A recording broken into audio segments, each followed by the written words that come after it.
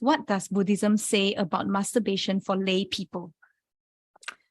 People come to a monastic hoping you will make some kind of moral pronouncement, right? Tell you can do, cannot do. Hey, Venerable so say can do, so can do. And that's never a helpful position to be in. I've seen Venerable Chodron deal with it very skillfully to remind people the purpose of the teachings is for you to work out for yourself what is realistic or beneficial.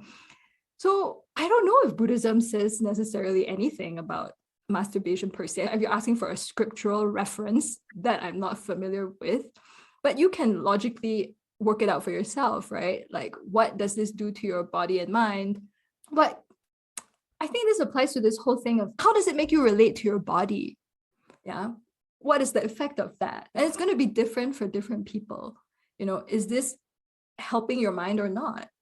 Does this increase your attachment or not? And what's the effect of that? So it's you having to work that out yourself.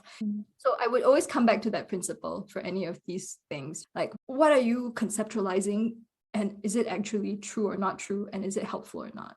And I really like how you do not give like a clear yes, no answer, but rather questions for people to think about that helps them to meet themselves where they are at in their practice as well.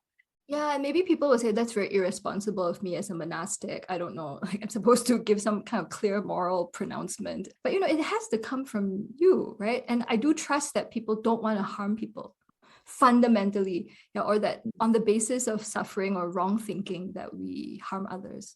Yeah, so in the long run, work it out. If it's using up too much of your time or it's causing you a lot of stress and unrealistic views of self and others, or you wind up spending hours on porn to do this kind of thing, it's like, what are you doing with your human life? It's so precious. We don't have that much time,